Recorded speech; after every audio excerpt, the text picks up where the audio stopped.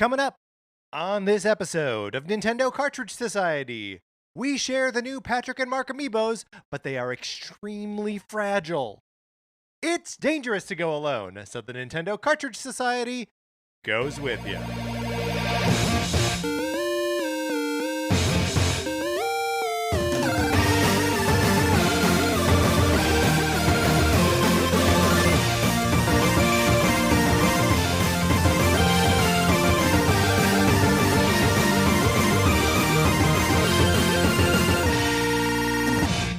Welcome to Nintendo Cartridge Society. My name is Patrick Ellers, and I am joined, as I am always joined, by my co-host, Mark Mitchell. We've got a good show for you today. We are going to be talking about the news from the week, including the Mr. Sakurai Presents Kazuya Mishima video. And then on Thursday, we are going to be ranking the Mario Rabbids, or the Rabbids that have morphed themselves to be like Mario. But Mark, in the meantime, how you doing? I'm doing great. My husband is... Oh, wait, sorry. Actually, two updates.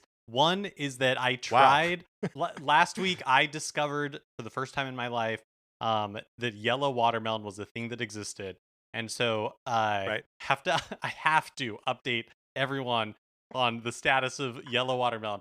I did try it.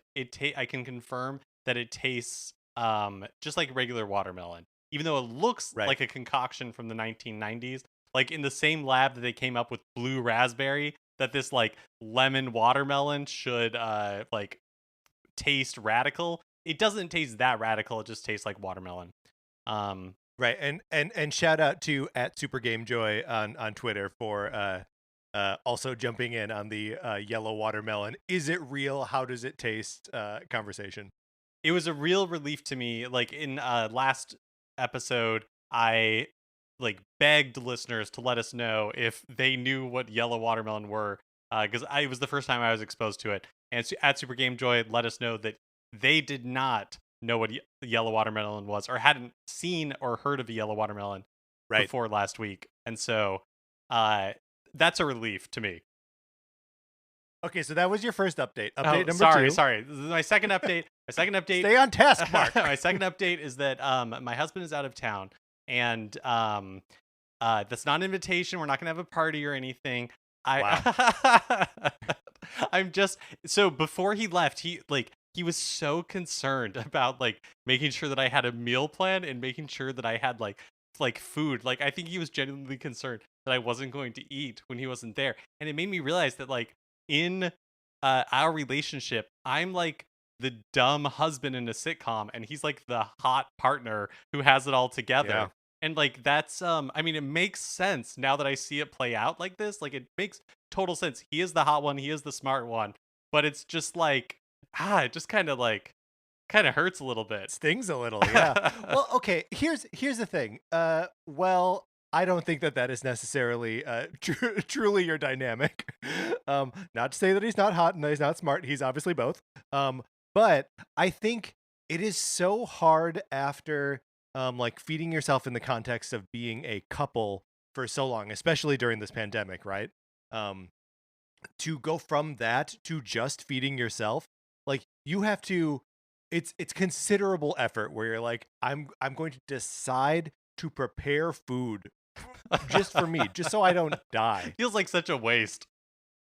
Yeah, such a waste. Mark, now that you have obviously just a ton of extra time on your hands, because your husband's not around for a week, I have to tell you that I have to upgrade the relevance of Star Wars The Bad Batch from Clone Wars sequel series to probably relevant to all of the live-action Star Wars series that are coming out. So I was worried that this might be the case. I have seen some things floating around on Twitter, maybe even about this last episode, that I'm do I need to start watching this for its connection to episode 2 Attack of the Clones? Oh, that's not. I'm going to say 2, probably the forthcoming Book of Boba Fett series. Oh, okay. I mean, there is one Fennec, the character that we see Boba Fett palling around with at the end of Mando season 2. It plays a role in the episode, but then in the Bad Batch. but there's also another character that I will not give away that has a very strong connection to Boba Fett. That it's just like, I don't see how we're not going to see this character on the new live action TV show. Ooh, I am intrigued. Okay, so maybe I will have to start the Bad Batch. Speaking of things you may have to start, my copy of Sonic Forces. Would you like to borrow it or at least try? All you gotta do is email us at Nintendo Cartridge Society At at gmail.com. gmail.com and give us a mailing address where I can send you my copy of this game for the Nintendo Switch. You play it for as long as you want. You pack it back up in an envelope. I provide with postage. I provide and mail it back to me. It costs you nothing. The one hitch is that there may be a copy of Untitled Goose Game in my copy of Sonic Forces. So if that's the case, then hey, you play. It's the exact same scenario, except every time I said Sonic Forces before, you just replace it with Untitled Goose Game, and everything works out exactly the same. The other thing we're doing is asking people to leave us 5-star reviews on Apple Podcasts or wherever you get your podcasts. We check the US Apple Podcast Store, give people a shout out when they leave us a 5-star review there. But if you leave us a review of any kind anywhere else, just shoot us an email, send us a tweet, and we'll give you a shout out on the show. Thank you to Pete Farr. Now, there's a name that I'm familiar with, for leaving us a 5-star review on the Apple Podcast Store this past week. My good friend Pete Farr. Thanks Pete for reviewing. Everyone should, if you are interested in tabletop gaming, Pete does a monthly tabletop gaming podcast called Rum and Wings. And they started out with the goal of talking about the rum that they were going to be drinking, the wings that they were going to be eating, and the games that they were going to be playing. And it's quickly become just about the games that they're playing. But it's a delight, so go check them out too. And thank you, Pete. If anyone else wants to look, I'll shout out another person's podcast if you give us a 5-star review. I think that's fair play. Mark, we've got some emails here based on some topics that we were discussing, / some topics that we swore to never discuss again. But first we got an email from Colton about Dragon Quest XI music. Colton writes, Mark and Patrick, no need to address this on the show. You can if you want, but Colton, I want. Am I the only one in the universe who thinks Dragon Quest XI's Echoes of an Elusive Age Definitive Edition, not only for the Nintendo Switch anymore, actually has good music? Granted, I do feel the field theme can get grating at first, as can the battle theme. But to be honest, they kind of grew on me. Maybe Mark should consider changing to Dragon Quest VIII's field theme in the settings and see how he likes that. I'm trying to avoid spoilers, so apologies if I can't discuss further. And I think that actually is where I'm going to cut off the email there. And I do think that Colton does have a point. However, I think the 3 worst pieces of music in the game are the field theme, the battle theme, and the main dungeon theme, which are the pieces of music you hear most in the game. Also, the fact that you can use the Dragon Quest VIII field theme if you want is totally... I had no idea. Truly, Dragon Quest XI's Echoes of an Elusive Age Definitive Edition for the Nintendo Switch and other platforms is the definitive edition if you can use the field theme from Dragon Quest VIII. So that's awesome. I might try that. But yeah, Colton, truthfully, look, I'm really early in the game, so I'm willing to believe that later it has some nice compositions, but you might genuinely be one of the few people who think that this game has good music. I mean, I do remember hitting moments in the game where I was moved by the beauty of the music, but like those are specific scripted moments. And like a few town themes are actually pretty good, but like I think you just have to also just like the basic town theme as you like that like kind of circusy. Yeah, like the loop gets pretty obnoxious. But yeah, I mean not to rag on something that I was just conceding a little bit. But yeah, I think there is good music in there. It's just not like the music that they make you hear most often, especially early in the game. And then we also got an email from Thomas, who wrote us a nice long email. Thank you, Thomas.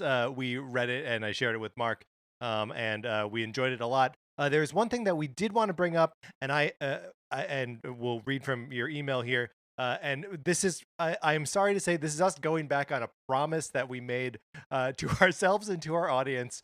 So everyone buckle up for the next, I don't know, 7 minutes. We're going to be talking about E3 2021 again. I'm so sorry. Thomas writes, I hope this email gets to you in time for the final E3 2021 episode.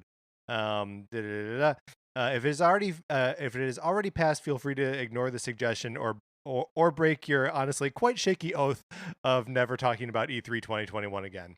What are your guys' opinions on Nintendo only briefly addressing the 35th and Zelda anniversary with a Zelda-themed Game & Watch and nothing else? I know Nintendo can't celebrate every game's 35th anniversary, but you'd think they'd have something more in store for Zelda? Personally, a Game & Watch does nothing for me, as I believe it's a product that speaks to a sort of niche market, only mega Zelda fans and collectors, and potentially scalpers. So there's not much for me to celebrate on this occasion. Maybe a bit of a negative question, but I'm curious. I just couldn't imagine that Nintendo would do so much for Mario, but so little for Zelda. It seems unbalanced to me. And we got another question. Mark, I'm just gonna throw this one in here too, and we can discuss it all as a whole. This one from Jay. Jay writes, "Hey guys, why isn't anyone calling out Nintendo for being big liars? In Nintendo's pre-E3 communication, they said their presentation would only focus on software. Zelda Game & Watch, I believe that's hardware. What else is Nintendo lying about?" Jay. Okay, so Mark, taken as a whole, how do you feel about the Game & Watch being Nintendo's only method of celebrating the Zelda 35th anniversary? And do you think it sucks that they said they weren't going to reveal hardware, but in fact they did reveal hardware? Okay, to the first part, I have agree with your line of thinking, Patrick, which is that a 35th anniversary of anything is really weird, to celebrate as like a milestone anniversary. And they obviously had a number of things lined up for Mario's 35th anniversary, but I wonder if partly that was because they based basically the entire last half of 2020 around that. So it's like, hey, we need something. Maybe other stuff got delayed. But anyways, it seemed like something that was shifted from summer to something that became the focus of the year. And I don't know if that would have been the case if COVID hadn't happened. And so the fact that we're not getting a ton of stuff for Zelda's 35th anniversary doesn't really bother me, because it's a 35th anniversary. Right, that maybe when we get to a 40, there'll be something else to talk about. I also, look, I stand by my prediction that I think I've also gone back on, that if we hear more about Zelda re-releases on Switch, we will hear about them the Thursday after Skyward Sword releases. So I'm still putting my flag on July 22nd, 2021 to hear more about other Zelda games coming to Switch. Well, that kind of ties into Jay's email, which is, do you think Nintendo or Aonuma was lying or misleading us, I'll say, when he said that there are no more Switch games, like Zelda games coming to Switch this year, or whatever it was, in conjunction with the 35th anniversary or whatever. I still tend to believe that is the case, but I'm curious if if you are saying, on July 22nd, we're going to hear more, and that is going to include more Zelda games. I mean, I'm holding that prediction date if for no other reason than if I'm right, I will feel like a god. But I think we may have to go back and parse his language again, but I believe he said no more new games, new Switch games, right? He said new Switch games. I don't remember. And you could argue, I don't remember either, but I'm making this argument now as though it is true. You could argue that Twilight Princess HD and Wind Waker HD are not, in fact, new games.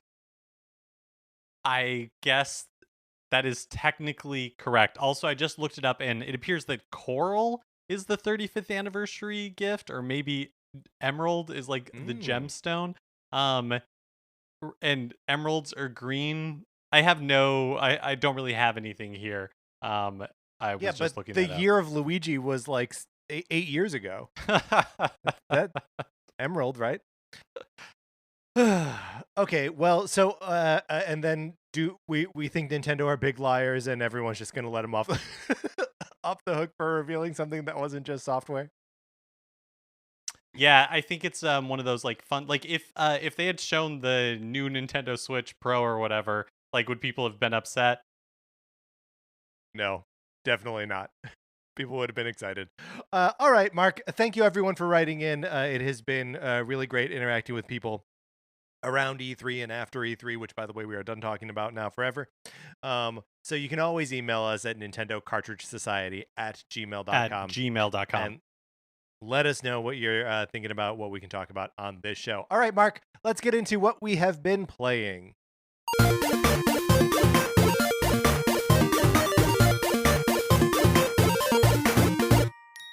Metroid Zero Mission. I finished it.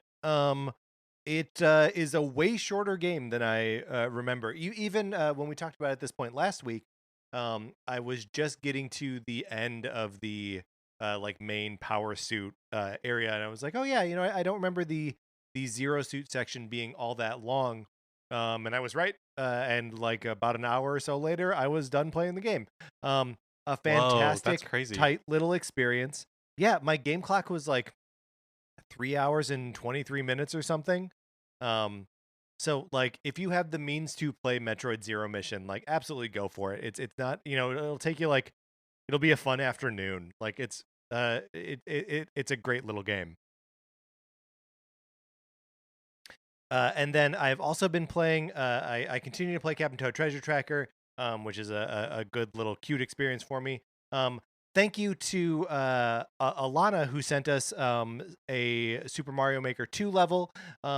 Which if you tweet any Super Mario Maker 2 level at either me or at Nintendo Cartridge Society, I will absolutely play it. And then get lost in Mario Maker for like an hour and a half, just like scrolling through cool levels that people have made. So yeah, that was super fun. You can check out our Twitter feed at NinCart Society, as we have retweeted Alana's level there. Yeah, and maybe I'll include it in the show notes as well. Oh I yeah, great. I checked out the level as well. It's really fun with like fireballs raining down out of pipes. I'm happy to say, Patrick, that I completely kicked your butt in that level. I beat your time by Wow. 2 seconds, and so feeling pretty good about that too. Wow, wow, wow! Did not realize this was going to turn into a competition. All right, all right. Well, I'm going back in. I'm going back in, Mark. I have been playing. I guess both of us actually have been playing Legend of Zelda: Oracle of Ages, the original Game Boy game. I've been playing it on my Nintendo 3DS. In preparation, we are going to be appearing on friend of the show, previous guest Connor McCabe's Zelda Game Club as part of the Super NPC Radio podcast uh, that he is a host of. I don't know if I've ever played Oracle of Ages before. I think I've played Seasons. I've played one of them before, and I cannot remember which one it is exactly. But it has been so long that either way, I'd be playing this one pretty much fresh, and that Yeah. it is a interesting experience. I will say. I'm not too far into it, but Oracle of Ages is interesting so far. Yeah, and I mean, there's something present in Oracle of Ages and Seasons, where it does like the Zelda thing of taking a map and giving you two different versions of it. Like the whole light world, dark world, normal land, world of Twilight sort of dynamic. But it does it from the very beginning, which I find to be an unsatisfying twist on that formula. Like one of the things that's so good about A Link to the Past is that you've been running around Hyrule for a couple hours, and then you're like, "Whoa, there's a Dark World version of this too." And then you're walking through areas you've already been, and you're like, "Oh my god, I remember when this was farmland." As far as the, like you become Doc Brown, musing about Twin Pines Mall. And in Oracle of Ages, I mean, first of all, you're transported to a new world immediately, and then transported through time immediately. So like there's no point where you have like a basis for what reality is. And so when reality is subverted by something else, in this case traveling through time, it doesn't mean anything. Yeah, that's really interesting. I mean, I do wonder if part of it is like at that point it had kind of been like built into the Zelda formula, and so it's just like, well, we'll just cut to the chase. Like you're kind of expecting it, so here it is.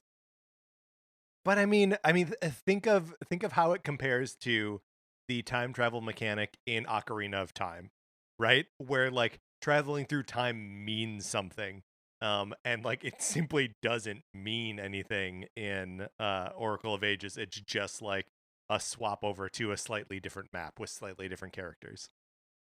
Yeah, that's true. And also, I guess I was saying like, oh, it's like an established thing, but I guess by this time, really, the only game that had done it is wow, Link to the Past. Um, what year did Oracle of Ages come out? Ooh, we're gonna have to look this up now. Oracle. Yeah, I'm looking it up too. It was released in in 2001. So you're right. Yeah, Yeah, Ocarina had it beat by a couple years. yeah. uh, it is novel to be playing a new to me 2D Zelda game. Like that's fun. Yeah, totally. I do feel like that's so crazy to me that it came out in 2001. It definitely does not feel like a 2001 game to me. It feels less sophisticated than that.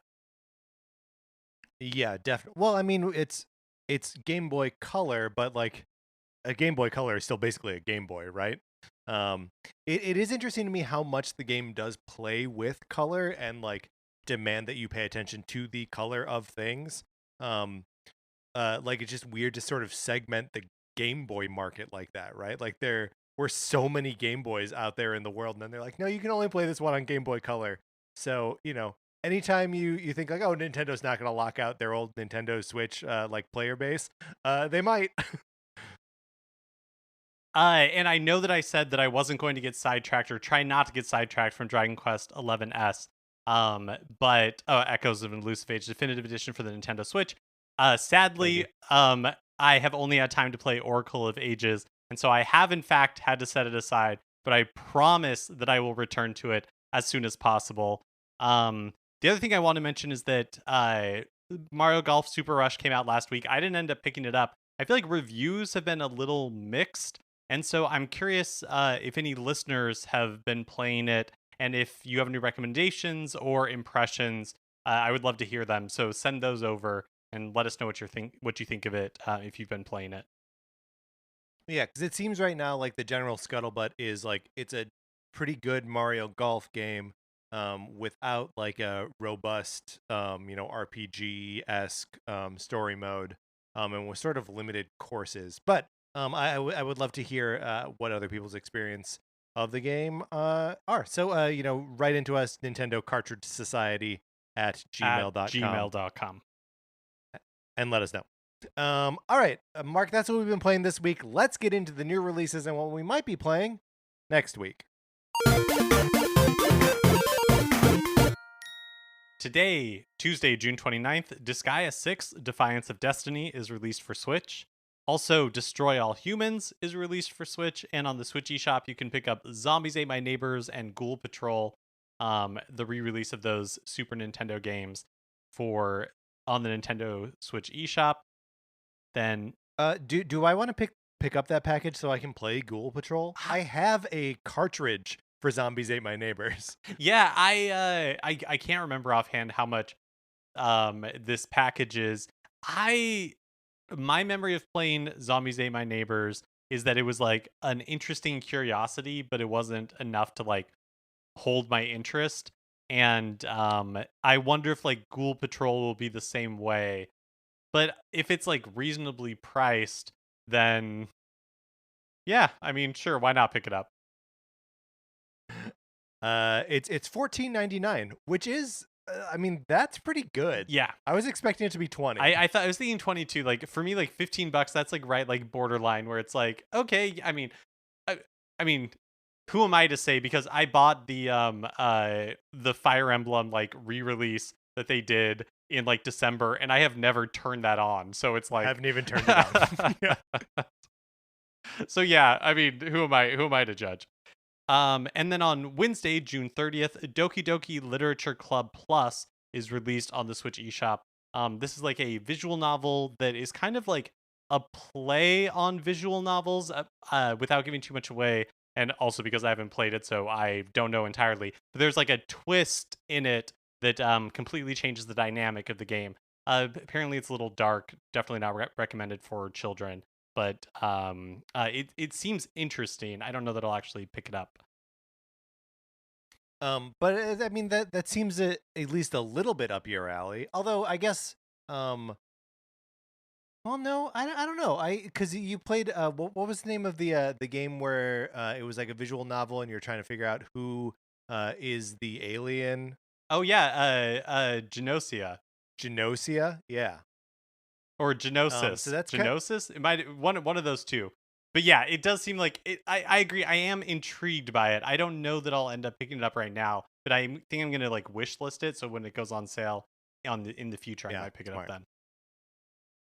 All right. Well, those are the new releases for next week. Mark, let's close this segment out. That, of course, brings us to a regular segment on our show. Mark, it is time for 433. In 1952, American composer John Cage wrote a piece called 433, wherein a performer or group of performers didn't play their instruments for 4 minutes and 33 seconds. For the purposes of this show, our instruments are talking about Nintendo. So, for the duration of one performance, 433, Mark and I will talk about something not at all Nintendo related, thus fulfilling the contract of the piece. Mark, we are taking a suggestion today, also from Thomas, from that nice email that we got from him. We are going to be discussing childhood fears. Mark, any childhood fears come to mind? Yeah, I have two that kind of like they both revolve around a swimming pool. When I was when I was a small impressionable child, my family took a vacation to Universal Studios Hollywood where we went on the tram tour, and they used to have a King Kong like part of the tram tour that's different from the one now, where you would encounter a enormous like King Kong animatronic that was like life size. It was really impressive. It was really cool. Wow. And actually, if you watch that like 80s movie The Wizard, there's a part where they are at Hollywood Studios and they like get out of the tram and they're like running around down there. We did record an episode about that movie with Ryan Mogi a couple of years ago, so you can go back and check that out. That's right. And but my fear as a child, like I was fascinated but also scared by that animatronic. So my fear as a child was that in the deep end of our swimming pool, if I touched the bottom of it, that King Kong animatronic would like come from the bottom of the pool. And so I lived in constant fear of that. Constant fear? Yes. And then yeah. Well, it is amazing to me that you went on the tram ride at Universal and you developed a pool-based fear that was not Jaws. That was not Jaws. A shark jumps out of the water. They had to blow stuff up to get him away. Yeah, I don't know. That one didn't even faze me. Didn't even think twice. And then it sounded like you had a second. Oh, just the second one was from watching a lot of Matlock as a kid. I was worried that somebody was going to throw like a like a hair dryer into the pool, and I'd be electrocuted and die. Anyways, Patrick, how about you? Any childhood fears? No, that's well, okay. Before I reveal one of my childhood fears, you mentioning the tram-based King Kong fears reminded me that my little brother, after going on this is also a ride at oh wait, where's the ET ride? It's at Disney World somewhere, No, right? It's at Universal Studios Orlando. Are both Yeah. I think all of our childhood fears Universal theme park based? Well, not mine, but well, it was still on my brother. E.T. scared the crap out of him. So we would just about every year we would go down to Orlando, hit some theme parks, and then go down to my grandparents who also lived in Florida. And like that whole trip, Jack would wake up in the middle of the night with like nightmares about E.T. like coming to get him. which is incredible. And then he was also terrified of the Wicked Queen in the Snow White ride, um, which was scary. But I don't know that I had any like real like I we talked about this a couple weeks ago. But my uncle teasing me and saying that he was going to take me to get my ears pierced. Um, that really scared me. Um, like I don't. What did I think he was actually gonna do it? That my parents were gonna let him take me to the mall and get my ears pierced. Also, what's the big deal, Patrick? It wouldn't be that bad. You would Ears heal. yeah, you Right would have been away. you would have been the coolest like sixth grader ever. Speaking of which, how is your ear wound? Oh, my ear wound has completely healed. For those just jumping in now, I did cut my ear shaving the other day. It bled a lot. I put a band-aid on it, and then a couple days later, I took the band-aid off, and it started bleeding again. So no, it is. I'm back in a place where it is good. Um, yeah. So I'm okay. Sorry. Our 4:33 recording has ended. It is not a. It's a live performance, but it's like a Zoom performance, so there's no audience and therefore no applause. We were accompanied today by the Battleboro Concert Choir. Mark, let's get into the news. Monday morning, actually, sorry, real fast. I think if you are recording a Zoom edition of 433, that you should just applaud yourself, because that way it becomes more I agree. usable for us. Like, I think it's acceptable to give yourself a round of applause after recording a rendition of 433. But that's just my opinion. Right. Mark, we should apply that logic to ourselves and applaud our performance on the show when we finish tonight. We should, absolutely. Monday morning, Nintendo released a Mr. Sakurai Presents video presentation on the latest Super Smash Bros. Ultimate DLC character, Tekken's Kazuya Mishima from Tekken, which I think I already said. Just repeating myself at this point. Yeah. Naturally, a lot of this presentation showed off the character's moveset. Like, a lot of this presentation showed off the character's moveset. Which, like, Ryu, Ken, and Terry is based on the way the character like plays in his original game. Lots of talk of like his Tekken moveset and all that kind of stuff. Yeah, and just like those other characters, that you can perform as special moves by either just pushing the B button to do like special moves as you would normally do them in Smash Brothers, or by doing the like button input like commands, like the Dragon Punch motion or the Hadouken motion. And it's so cool to see Sakurai as he explains what these things are and how you input them. That he points like left, down, down, left. It's just it seems so natural to him to show it off that way. It's really cool. Yeah, and most of his special moves and air moves engage his Devil Gene, which is a quality specific to only a handful of Tekken characters. Again, I have casually played Tekken, so this was probably the most exposure I've ever had to like the mechanics of Tekken before. And the fact that he has the Devil Gene is offered up as the reason why the Tekken rep in Smash Brothers Ultimate isn't Heihachi. Which so like just to kind of give a little bit more context to that, that a lot of the Tekken characters are pretty grounded in just like they're dudes doing martial arts. Yeah, is there also a bear? And yes, is there a dude with a tiger head? Absolutely. But so they wanted like something that would kind of separate them from the rest of the just sort of karate doing dudes. And so the characters that had the devil gene, which like allowed them to turn into a sort of demon version of themselves. That was evidently what drove them to choosing Kazuya and making him more of a like dynamic Smash Brothers esque character. Yeah, Patrick, you have a note in here that just talking about Kazuya's moves went on for over 28 minutes.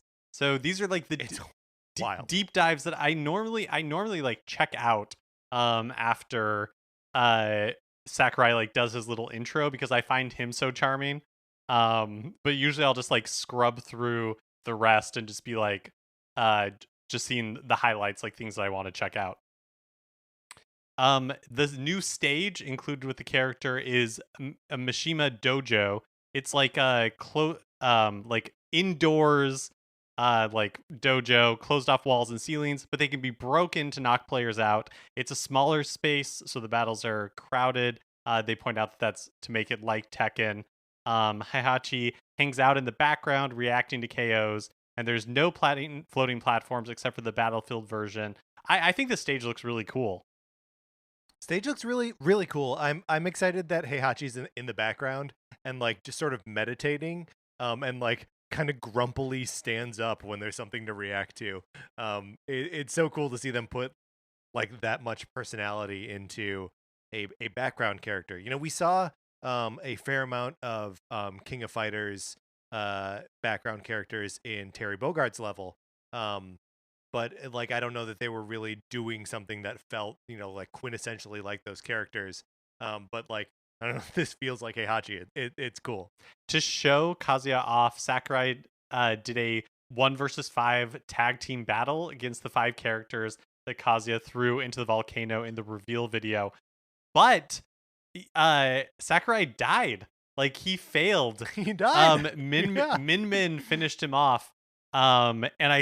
So he had to try a second time.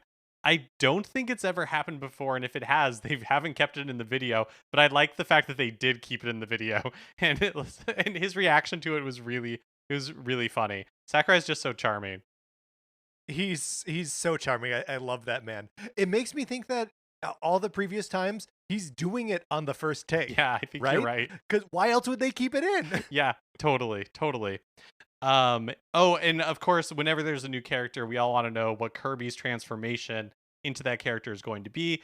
For Kazuya, Kirby transforms again to use the Devil Beam, and it is of course very cute. Right. So he transforms once when he like eats Kazuya, and he's got 2 different colored eyes, and his hair is like all high and everything.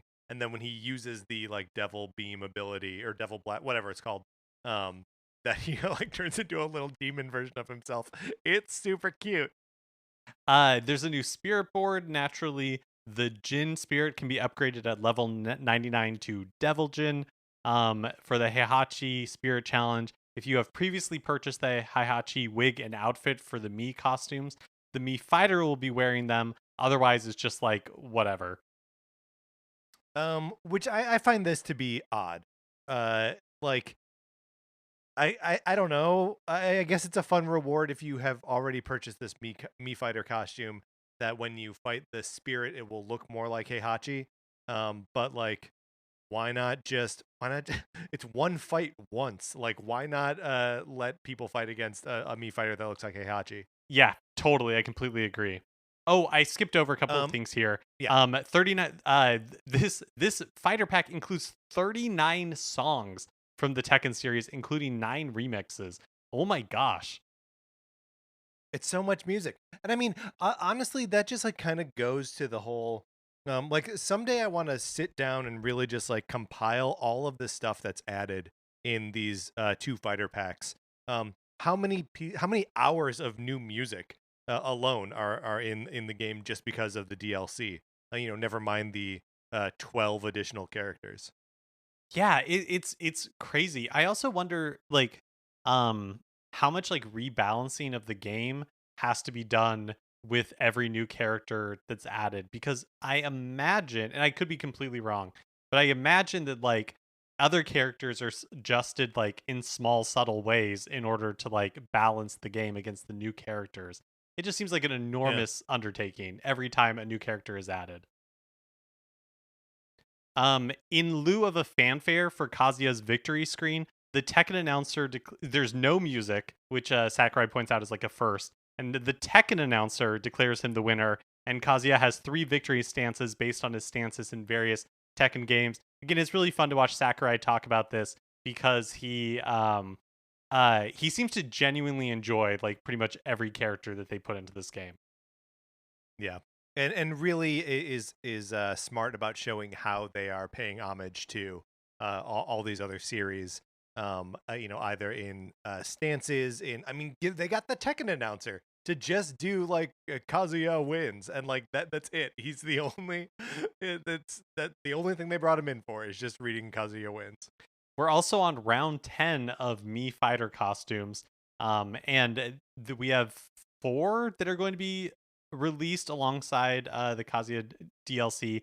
These, of course, cost 75 cents each. The first one is Smash Cross Tales of Symphonia. So you're getting Lloyd for the Sword Fighter Mii. There's Smash Cross Dragonborn from Skyrim or from the Elder Scrolls, but not called out by name for whatever reason. So the Dragonborn is also the sword fighter. Dante from Devil May Cry.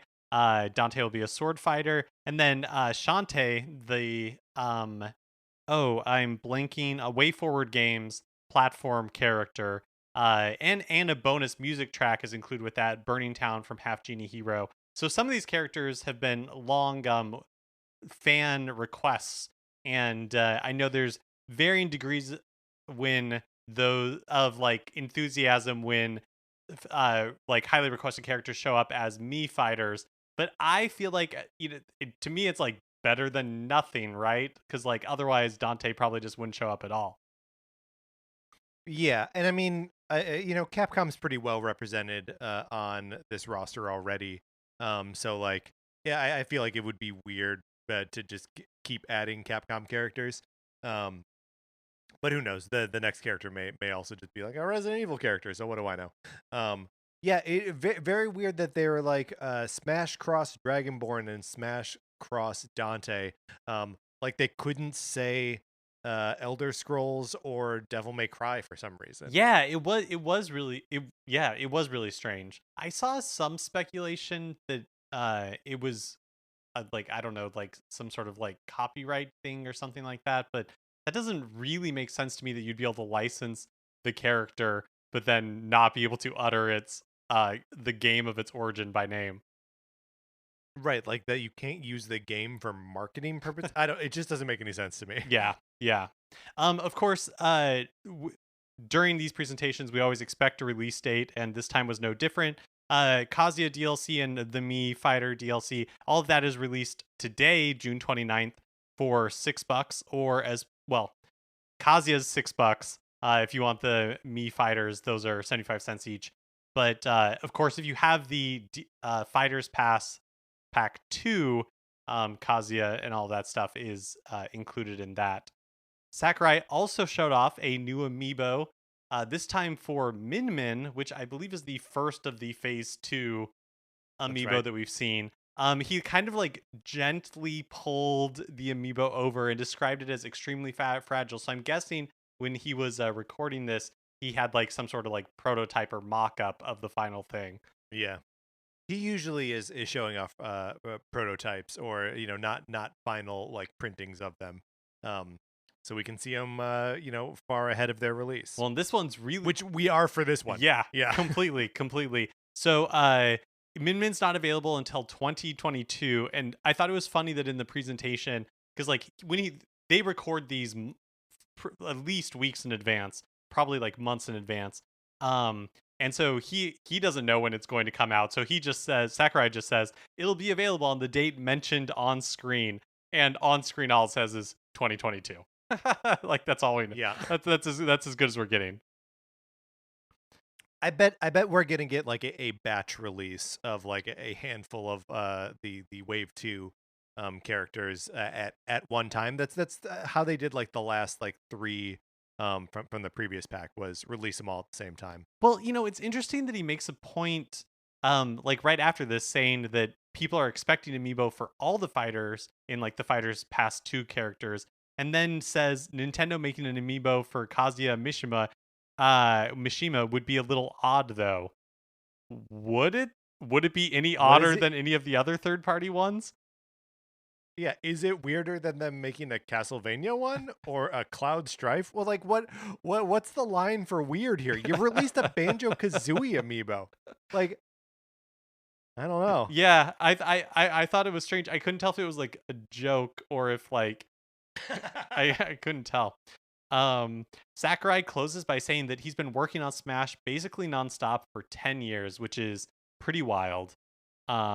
he called it his life's work, which again, this feels very much like, hey, I am wrapping up my time with Smash Brothers. I've been doing this for a decade plus, the games that I made before. Um, he did double down on saying the next character will be the last one. This will be the end of new content for Smash Brothers Ultimate, and that he says it'll be a while before that final character is announced, but it will be out before the end of the year as promised. Patrick, do you feel like they um are like, should we have different expectations for this last one as far as like who the character would be, kind of like the gravity of the character versus any of the ones that have Yeah, come wow. before? Um, I mean, I think we just gotta have to go with the common Nintendo axiom of like you can't predict what this next move is going to be. Yeah. Is it going to be like a wild swing for the fences? Are we going to see Sora from Kingdom Hearts? Like possibly. Are they just going to like play it like straight down the plate and finally give us like Waluigi? Like I don't know, like maybe like all these things are possible. And like is it going to be another character that has, it's a totally unique way of interacting with the game? Like is it going to be another Minecraft Steve, right? Um or is it going to be, just like another, is it going to be someone who just like fits the mold of Smash Brothers? I think there's literally no way to know, and no way that it won't be surprising. Like there's just no way to get on top of it. I think you're totally right. I also think that there's no way that it won't be some measure of disappointing to people. Just because, like there Yeah. are so many like Sora, like Master Chief, like there are like characters Yeah. out there that like loom large on fans' wish lists. And so I think no matter who it ends up being, there is going to be disappointment. And I kind of like the part of me that I wants to see the world burn, thinks it would be really funny if he was another Fire Emblem character with a sword. I mean, there's not going to be a Fire Emblem game that comes out between now and when this That character is that won't stop them. released and That won't revealed. stop them. All right, all right, all right. Mark does just want to see the world burn, I guess. News of Metroid Dread has sent the sales numbers for legacy games in the series skyrocketing, relatively speaking. The Wii U Virtual Console versions of Metroid Zero Mission for the Game Boy Advance and Metroid Fusion for the Game Boy Advance are currently number 1 and number 2 on the Wii U eShop bestsellers list. And the Metroid Prime Trilogy is number 4. Brain Age is number 3. So just squeaking out Metroid Prime Trilogy. There's probably like not a ton of people buying games on the Wii U right now on the Wii U eShop, but still the ones that are, they're also in a Metroid state of mind.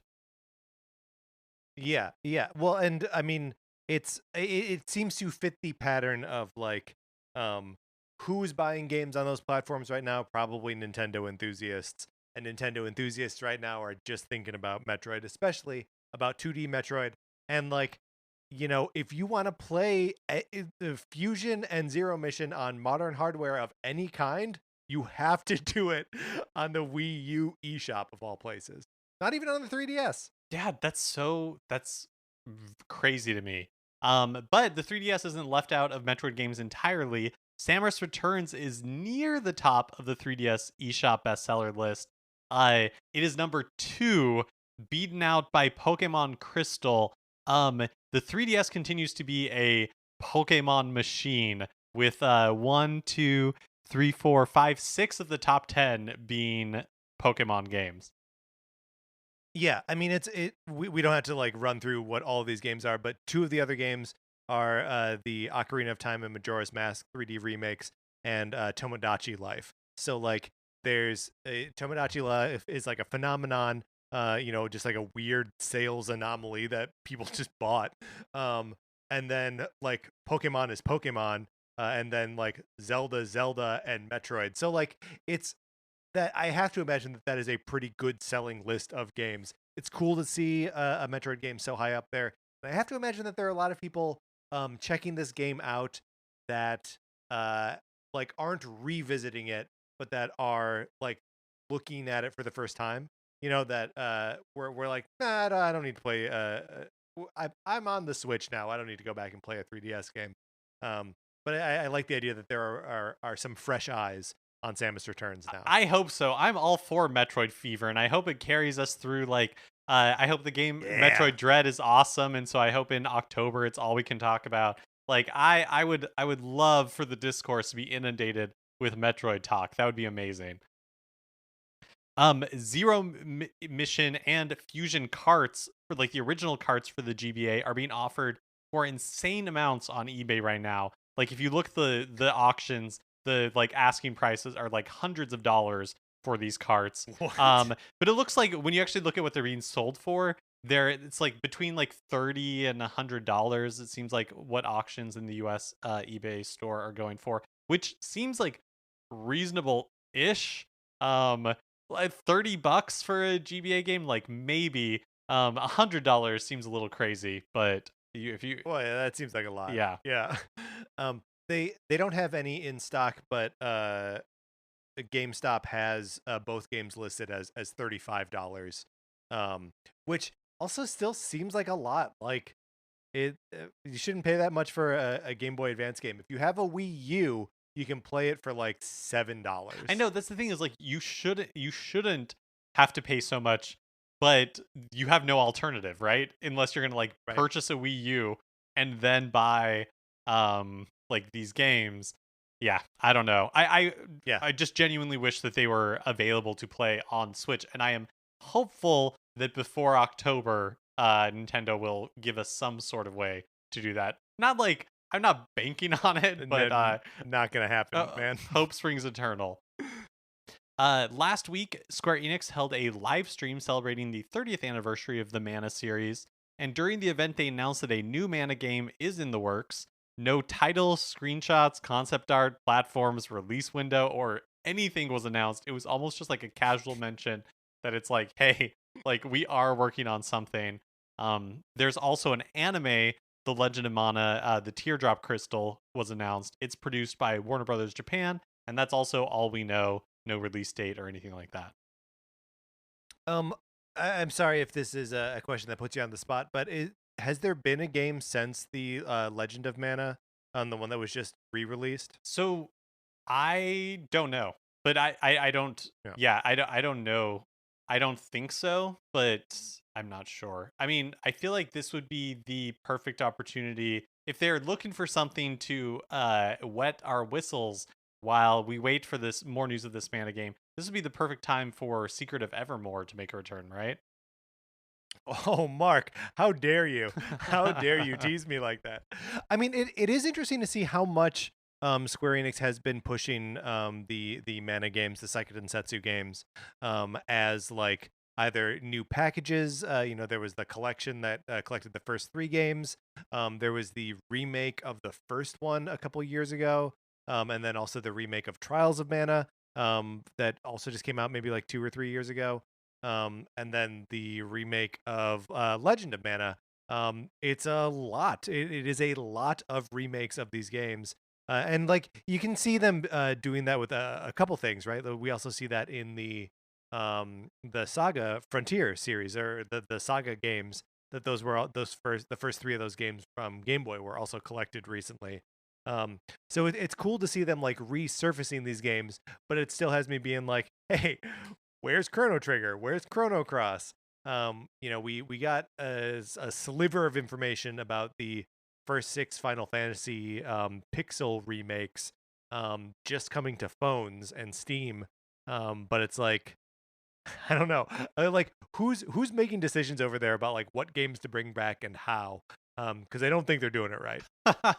Well, I was reading, or I saw a headline. I'm not gonna lie, I didn't read it, but I just saw a headline that Square Enix, somebody from Square Enix was saying that these like remasters that they've been re-releasing of these classic games have been overperforming, like performing better than they expected. And Great. So I think like it is a strategy that is working for them. Also, I looked up the Mana series and like no, in no way. So okay, so Trials of Mana, right, was released in 1995. Then Dawn of Mana was a 3D game on the PlayStation 2 that was released in 2006. So there was like an 11-year gap. Wow. But then Legend of Mana was a spin-off in 1999, and then there was a DS game, Children of Mana, in 2006, and then there Oh are yeah. a I guess there's Heroes of Mana for the Nintendo DS. There are a ton of mobile games. So the series is alive and Mm. well in Japan, at least. I think in America we haven't seen quite so many releases. That tracks, but I mean, the thing that my heart wants more than anything is, of course, some other iteration of the Secret of Evermore. I love that game. NIS America has announced that they're localizing quite a few more Falcom RPGs for North America. These games will release on Switch, PS4, and PC. Um, these are games that I'm not that familiar with, so I'm going to run down some titles, but they don't really mean, I don't have much to say about them. Legend of Heroes Trails from Zero is released in fall 2022. Legend of Heroes Trails to Azure and Legend of Heroes Trails into Reverie will both arrive in 2023. Trails of Cold Steel, which NIS America localized some entries for Switch not that long ago, is like a sub-series of these Trails of Hero games, or sorry, Legend of Heroes games. Interestingly, NIS America is partnering with a fan translation group, the Geofront, on the localization of Trails to Azure and Trails into Reverie. And so they are using it as the base for their official English localization, and the Geofront they've taken down their like fan patches for now that it's like officially part of Oh, this. interesting. Yeah. There's also the Legend of Nayuta Boundless Trails, which was originally a PSP game, will also release in 2023. So if you are a Falcom RPG fan or wanting to be a Falcom RPG fan, NIS America has you covered in the next couple of years. Mark, I love this. I love transitioning from a Mana series story to a Falcom RPG story, and just realizing the sheer depth of RPGs that I will never have any knowledge about. Oh, absolutely. Yeah. Yeah, I feel like one of the like biggest things that I take away from doing this podcast is just like how uh there are so many games out there, and like the breadth of my gaming knowledge is just like a tiny sliver. Just a Yeah. sliver. Yeah. Finally, Nintendo is ending support of Splatoon 2's online lounge feature in the Nintendo Switch Online app. This only affects the app. They said players have been able to use the online lounge feature of the Nintendo Switch Online app to arrange Splatoon 2 online battles using their smart device, such as by sending a URL link that allows social media friends to join a room. As of July 28th, 2021, the Nintendo Switch Online app will no longer support the online lounge feature. However, the app will continue to allow friends to voice chat, and no other changes will be made to the app at this time. You can also continue to start a local or online multiplayer game in Splatoon 2 without use of the online lounge feature. And to this I say, boo. This is pretty lame. Yeah, it's as though they looked at the Nintendo Switch Online app on phones and decided the problem was that it didn't have that it had too much functionality. I know, it's That they were crazy. like, let's take features away from this thing. It's I mean, it has such potential to be like a genuine hub of your gaming experience.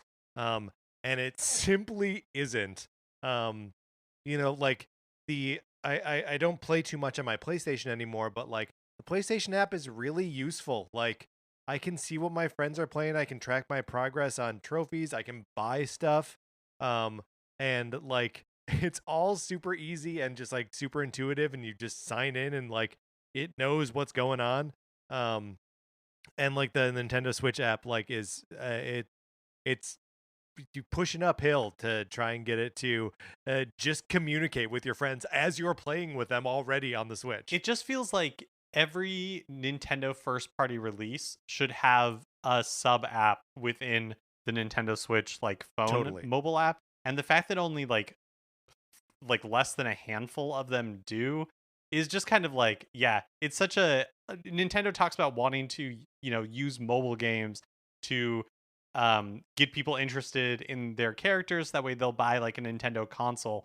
And it's like, I feel like you could get people engaging with your, like, that aren't in, it can go both ways, I guess is what I'm saying, is like you get people who are totally, playing your console but maybe aren't playing it all the time, but are using their phones, that if you give them a reason to check it out, that would just create a halo effect for like your entire ecosystem. And like, Patrick, I know you've brought this up in the past, and I think it is the best idea ever. This should be a music player. Oh, 100%.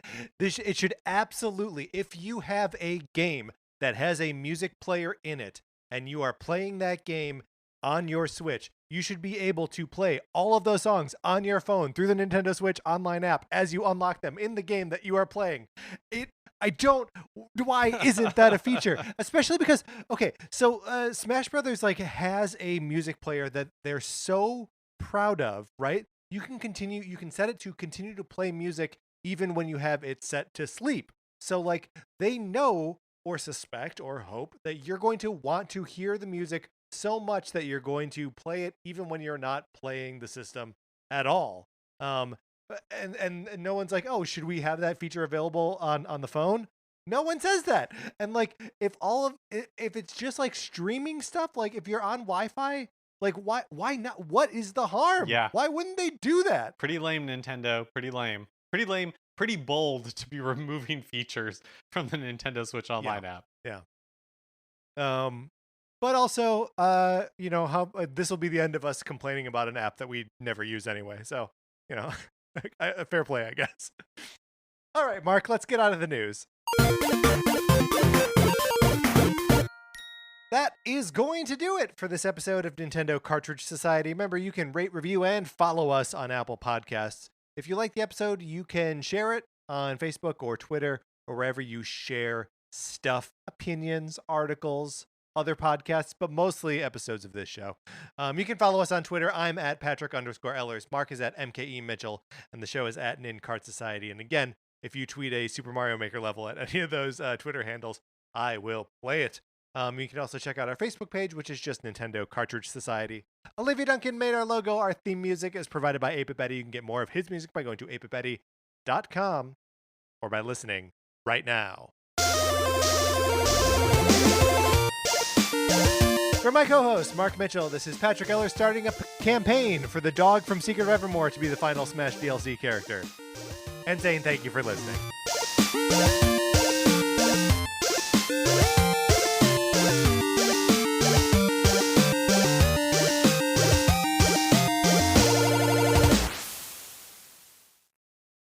Hey, it's Mia. Hey, it's Allie. And we host the Rom-Com Review podcast, P.S. I Love Rom-Coms. Each week, we'll have incredible guests come and discuss a new rom-com, grand gestures, meet-cutes, and of course, that elusive chemistry. Mia, what are you doing holding that giant boombox over your head? I'm hoping to win over listeners with this grand gesture. Take us back! Find a new episode every week. And subscribe on Apple Podcasts or wherever you get your podcasts. Brought to you by Campfire Media. Wow, you're still holding that boombox. Yeah, I've got great upper body strength. Thanks, CrossFit. P.S. I love rom-coms.